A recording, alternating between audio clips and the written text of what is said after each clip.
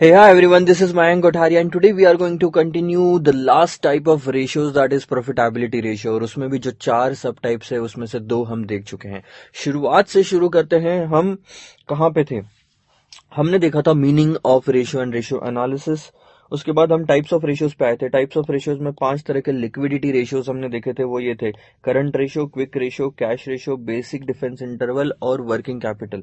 ठीक है। उसके बाद हमने लिवरेज रेशियोज देखे थे 10 तरह के, 6+4। लिवरेज में कैपिटल स्ट्रक्चर और कवरेज रेशियोज। कैपिटल स्ट्रक्चर में आपका equity ratio, debt to equity ratio, debt to total asset ratio, capital gearing ratio and proprietary ratio. उसके बाद में हमने देखा था डेट सर्विस कवरेज रेशियो, फिर interest coverage ratio, preference dividend coverage ratio and fix charges coverage ratios. ये 10 तरह के हमने ये देखे थे leverage ratios. And the third type was activity efficiency and performance ratios. वो थे 8 अलग अलग तरह के, 5+3। Turnover ratios. टर्नओवर रेशियोज में क्या क्या था देखो, एक तो था टोटल एसेट टर्नओवर, उसके बाद fixed asset turnover, capital turnover, current asset turnover and working capital turnover ratios. And then working capital में भी 3 थे आपके, inventory turnover ratio, data turnover ratio and payable turnover ratio. इतनी सारी चीजें हमने देख ली थी। उसके बाद हमने मूव किया था प्रॉफिटेबिलिटी रेशियोज में। प्रॉफिटेबिलिटी रेशियोज में 4 तरह के रेशियोज है। ठीक है। एक तो बेस्ड ऑन सेल्स, एक तो based on return on assets और रिटर्न ऑन इन्वेस्टमेंट, एक तो ओनर्स पॉइंट ऑफ व्यू से, और एक दिन मार्केट वैल्यूएशन और इन्वेस्टर के एंगल से। हमने gross profit ratio, GP ratio, net profit ratio, operating profit ratio और एक्सपेंस रेशियो भी देखा। और हमने ये भी देखा return on asset, return on capital employed and return on equity. Now we are going to see कि ओनर्स पॉइंट ऑफ व्यू से 3 और तरह के रेशियोज है जो कि आपके काम आते हैं और वो पूरी तरह से इक्विटी शेयर होल्डर के एंगल से है। इस रेशियो में हम देखेंगे कि क्या अर्निंग पर शेयर होता है, डिविडेंड पर शेयर होता है, डिविडेंड पे आउट रेशियो होता है। और ये जो 3 तरह के रेशियोज है ना, तीनों फॉर्मूले जो है ये आपको काम आएंगे आगे आने वाले चैप्टर्स में भी। अकाउंट्स में भी काम आते हैं और आगे आने वाले चैप्टर इस सब्जेक्ट में भी आपको बहुत ज्यादा काम आएंगे। इनका कॉन्सेप्ट आप अच्छे से समझ लेना। ठीक है। हमने बात करनी है ओनर्स पॉइंट ऑफ व्यू से। ओनर्स कौन होते हैं कंपनी के? Equity share holders. हम इक्विटी शेयर होल्डर के एंगल से देखेंगे। एग्जाम्पल के तौर पे हम एक बैलेंस शीट और प्रॉफिट एंड लॉस अकाउंट लेते हैं। देखो, लेट्स टेक एन एग्जाम्पल की एक बैलेंस शीट है, इक्विटी शेयर कैपिटल है उनका 48 लाख रुपीज। ठीक है। 48 लाख रुपीज है। अब यहाँ पे दिया हुआ नहीं है तो हम मान के चलते हैं कि फेस वैल्यू लेट से 100 रुपए होगी। और अगर 100 रुपए फेस वैल्यू है तो 48 लैक्स डिवाइडेड बाय 100 रुपए करूंगा तो मेरे पास 48,000 इक्विटी शेयर्स हो जाते हैं। मेरे पास इक्विटी शेयर्स नंबर में कितने हो गए? 48,000। तो ये मान के चलो फिलहाल के लिए। उसके बाद में आपको क्वेश्चन में डिबेंचर दिया हुआ है, creditor, bills payable, other current liabilities, fixed asset, cash, debtor, stock, बाकी सब चीजें कुछ काम की नहीं है। प्रॉफिट एंड लॉस अकाउंट में देखो, स्टेटमेंट ऑफ प्रॉफिटेबिलिटी में सेल्स में से cost of goods sold minus किया, उसके बाद आपका material, wages, factory overhead, gross profit आया, उसमें से सेलिंग एंड डिस्ट्रीब्यूशन माइनस किया, एडमिनिस्ट्रेटिव कॉस्ट माइनस किया, तो आया आपका earning before interest and tax. हम उसको बोलते हैं EBIT। उसमें से इंटरेस्ट माइनस किया तो आया आपका अर्निंग बिफोर टैक्स, उसमें से टैक्स माइनस किया तो आया आपका अर्निंग आफ्टर टैक्स, या आप बोलो उसको प्रॉफिट आफ्टर टैक्स। ठीक है। अब हमारा सबसे पहला कॉन्सेप्ट क्या है? सबसे पहला कॉन्सेप्ट है हमारा सर अर्निंग पर शेयर, यानी हमने एक शेयर पे कितना पैसा कमाया। हमने एक शेयर पे कितना पैसा कमाया। फॉर्मूला क्या लेंगे कि टोटल अर्निंग कितनी हुई and total number of shares कितने हैं। सीधी सी बात है। अगर कंपनी में टोटल मिला के 48,000 शेयर्स है, टोटल तो इतना ही है, और टोटल अर्निंग कंपनी की कितनी है? अगर आप यहाँ पे ध्यान से देखोगे तो टोटल अर्निंग है 2,31,000। ठीक है। ये 2,31,000 में यहाँ पे ले लेता हूँ। अभी फिलहाल जो 2,31,000 है ये सारे शेयर होल्डर्स की अर्निंग है, लेकिन हमको तो पर शेयर अर्निंग निकालनी है। तो हम इसको डिवाइड कर देंगे। यहाँ पे हमारा आंसर आ जाएगा 2,31,000 डिवाइडेड बाय 48,000, दैट इज 4.8125। यानी हर एक शेयर होल्डर ने या हर एक शेयर पे इतने रुपए कमाती है कंपनी। 4 रुपए 81 पैसे, 4 रुपीज 81 पैसे is the total earnings per share of this करनी। अर्निंग पर शेयर बहुत ही सिंपल है, दो चीजें, एक न्यूमरेटर में क्या आएगा टोटल अर्निंग, डिनोमिनेटर में क्या आएगा टोटल शेयर्स, दैट्स इट। फॉर्मूले में ही उस जो नाम में ही उसका पूरा फॉर्मूला दिया हुआ है, total earnings divided by total shares is equal to earnings per share. इससे हमको ये पता चलता है कि हमने इस साल हर शेयर पे कितना कमाया। ये हम क्यों निकालते हैं, क्योंकि क्या है ना, इस साल मान लो 48,000 शेयर्स है, अगले साल हम हो सकता है 50,000 शेयर और इशू कर ले मार्केट में, ठीक है।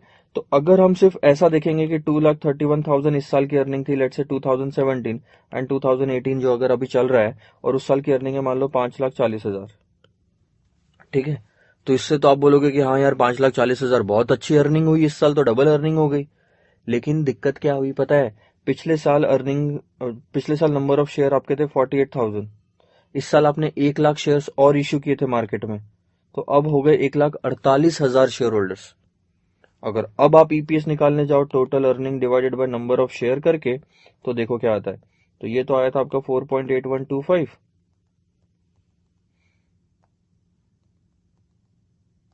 ये आता है 3.6486। अब आप बोलो कौन से साल में अर्निंग पर शेयर ज्यादा थी, पहले वाले साल में। कंपैरेटिवली अर्निंग नहीं बढ़ी है, टोटल अर्निंग जरूर बढ़ी है, कंपैरेटिवली अर्निंग नहीं बढ़ी। सो पर शेयर अर्निंग उल्टा कम हुई है, क्योंकि हमने शेयर्स ज्यादा इशू कर लिए एज कंपेयर टू प्रॉफिट जितना ज्यादा हुआ है उससे ज्यादा शेयर्स इशू किए। सो यहां पे आपको मदद मिलती है कि पर शेयर अर्निंग बढ़ी है या कम हुई। और अगर आप सिर्फ इतना ही देखोगे टोटल अर्निंग बढ़ी है करके, तो ये आपको एक गलत पिक्चर देगा कि 5,40,000 हुई है यार, अर्निंग तो बढ़ी है, बहुत अच्छी बात है। बट ये भी तो देखो कि नंबर ऑफ शेयर्स भी तो बढ़े हैं, तो हर एक शेयर्स पे अर्निंग एक्चुअली कम हुई है, बढ़ी नहीं है। तो यहाँ पे आपको मदद मिलती है इस चीज में।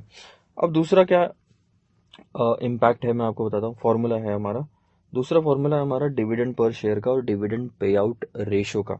अब मैं आपको समझाता हूँ, ये अर्निंग्स कितनी है इस कंपनी में, 2,31,000। इसके आगे की डिटेल नहीं दी हुई है, इसके आगे की डिटेल मैं आपको बताता हूँ, अजम्पशन लेते हैं हम, ठीक है।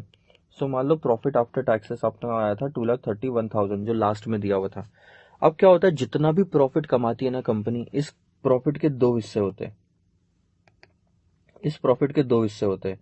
एक कुछ हिस्सा बांट दिया जाता है as a dividend to the shareholders. मान लो मैं कंपनी हूं, ठीक है, मैं कंपनी हूं, यहां पे ले लेता हूं ना मैं,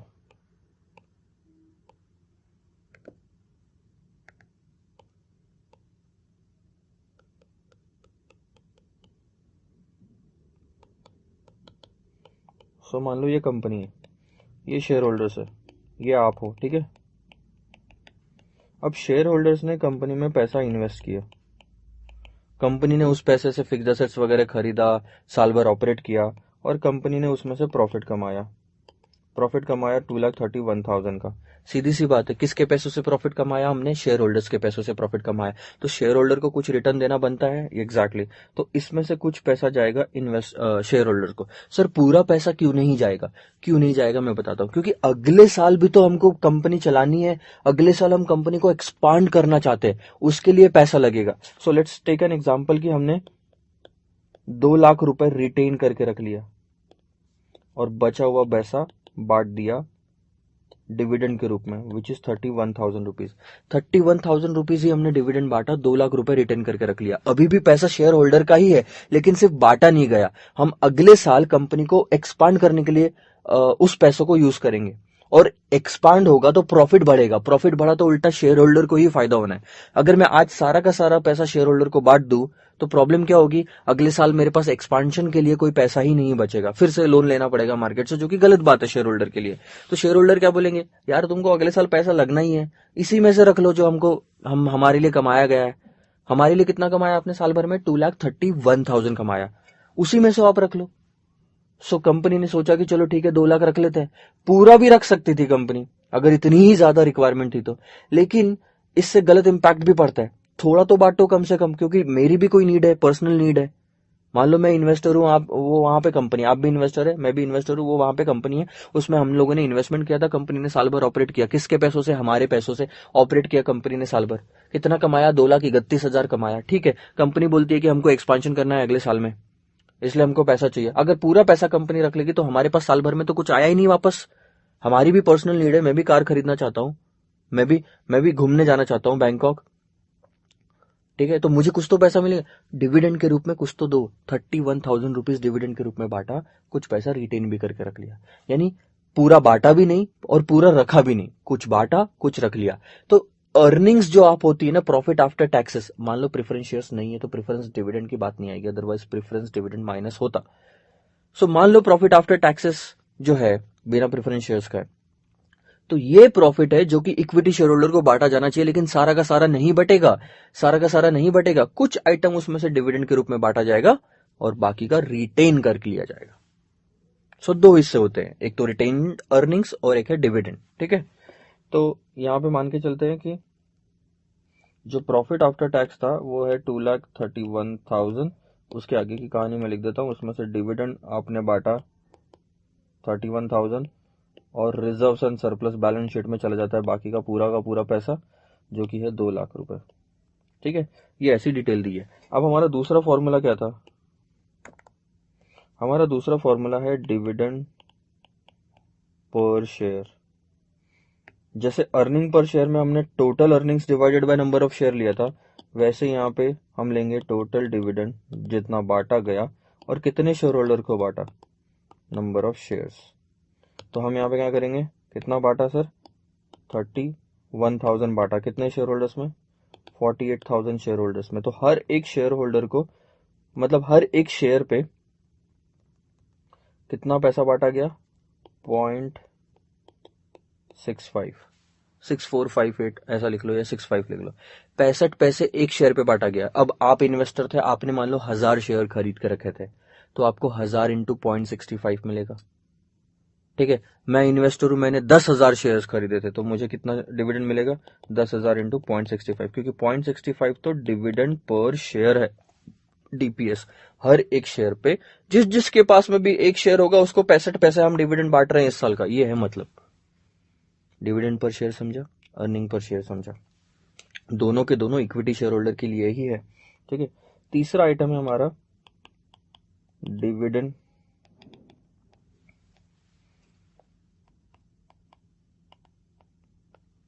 पे आउट रेशियो। अब इसका मतलब क्या होता है मैं बताता हूं। ये वाला एरिया देखो, टोटल प्रॉफिट आपने कितना कमाया, 2,31,000, और उसमें से डिविडेंड आपने कितना बांटा, 31,000। क्या आप ये पता लगा सकते हो, ध्यान देना मैं क्या बोल रहा हूँ, क्या आप ये पता लगा सकते हो कि जितना भी मैंने प्रॉफिट कमाया उसका कितना परसेंट मैंने डिविडेंड बांटा, कितना परसेंट मैंने डिविडेंड बांटा। जैसे मैं आपको एग्जांपल के तौर पे बताता हूँ, अगर आपको 800 मार्क्स का पेपर है और उसमें से 400 मार्क्स आ रहे हैं, तो क्या मैं पूछ सकता हूँ आपको कि कितने परसेंटेज मिले, तो आप बोलोगे कि यार मैंने कितने परसेंटेज मिले, यानी कि कितने मार्क्स मिले डिवाइडेड बाय टोटल मार्क्स कितने थे, 400 बाय 800, तो आपका आंसर आएगा 50%, ठीक है। सेम वैसे ही 2,31,000 रुपए में से 31,000 मैंने, हाँ 31,000 मैंने डिविडेंड बांटा, तो क्या मैं बता सकता हूं कि मैंने टोटल प्रॉफिट का कितना परसेंट डिविडेंड में बांट दिया, बता सकता हूं। इसी को बोलते हैं dividend pay out ratio.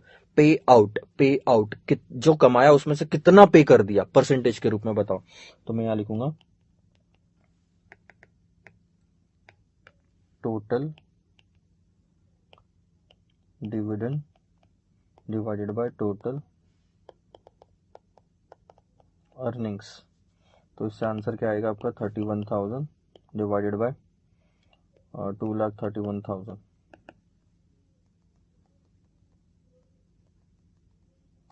So this is into 100 अगर करोगे तो 13.42% आएगा। एक और फॉर्मूला यही हो सकता है, क्योंकि डिनोमिनेटर में टोटल अर्निंग है तो न्यूमरेटर में भी टोटल डिविडेंड होना। एक और फॉर्मूला ऐसा हो सकता है, dividend per share divided by earning per share, क्योंकि डिनोमिनेटर में शेयर जो अर्निंग है वो एक शेयर की है, तो न्यूमरेटर में भी डिविडेंड एक ही शेयर का होना चाहिए। तो हमने जो निकाला था वो वैल्यूज रख के देखते हैं। डिविडेंड पर शेयर आया था 0.65 और अर्निंग पर शेयर आया था हमारा ये वाला पार्ट, ठीक है, 4.8125। So this is 4.8125। थोड़ा सा राउंडिंग ऑफ का डिफरेंस आएगा, बाकी आंसर सेम ही आएगा। This is 13.50%। अब ये वाली फिगर और ये वाली फिगर आपकी सेम है। ये जो 0.08 का डिफरेंस है वो इसलिए आया क्योंकि हमने 0.65 को 4 डिजिट में नहीं लिया था जब पिछली बार कैलकुलेशन किया था, और उसको राउंड ऑफ कर दिया था। इसीलिए अगर आप उसको प्रॉपर 4 डिजिट में लोगे तो आंसर और क्लोज आएगा। सो आपका फॉर्मूला ये भी हो सकता है और आपका फॉर्मूला ये भी हो सकता है। दिमाग में बस इतनी चीज रखना कि डिविडेंड पे आउट रेशियो का मतलब अर्निंग का कितना परसेंटेज हमने डिविडेंड बांट दिया, अर्निंग का कितना परसेंटेज बांटा है, इसलिए अर्निंग आएगी डिनोमिनेटर में, जो डिविडेंड बांटा हुआ आएगा न्यूमरेटर में। अब डिनोमिनेटर में अर्निंग अगर पर शेयर है तो न्यूमरेटर में भी अर्निंग पर शेयर होना, क्योंकि बेस सेम होना चाहिए किसी का भी, ठीक है। और डिनोमिनेटर में अर्निंग्स अगर टोटल है तो न्यूमरेटर में भी डिविडेंड टोटल होना चाहिए। 3 फॉर्मूले हमने यहाँ पे सीखे इस वाले वीडियो में। एक था अर्निंग पर शेयर, दूसरा था डिविडेंड पर शेयर एंड तीसरा था डिविडेंड पे आउट रेशियो। तो फॉर्मूला क्या है? अर्निंग पर शेयर है, पर शेयर यानी कि नंबर ऑफ शेयर कितने और टोटल अर्निंग्स कितने। Dividend per share again number of shares कितने एंड टोटल डिविडेंड जो आपने बांटा वो कितना। और dividend pay out ratio is nothing but earnings denominator में एंड डिविडेंड न्यूमरेटर में। सो पूरी की पूरी कहानी आपकी घूमती है डिविडेंड और अर्निंग्स के आसपास ही। ये रहे आपके 3 फॉर्मूले इस लेवल के, earning per share, dividend per share और डिविडेंड पे आउट रेशियो। तीनों चीजें आपकी कवर अप हो गई है। सो ये चीजें आप नोट डाउन कर लो, तीनों के तीनों फॉर्मूलेज। उसके बाद में नेक्स्ट वीडियो में मूव ऑन करते हैं और लास्ट वाला टॉपिक देखते हैं कि profitability ratios related to market valuation and investors. ये 3-4 फॉर्मूले जो आपको दिए हुए, ये सारी चीजें हम अगले वीडियो में देखेंगे। Bye bye.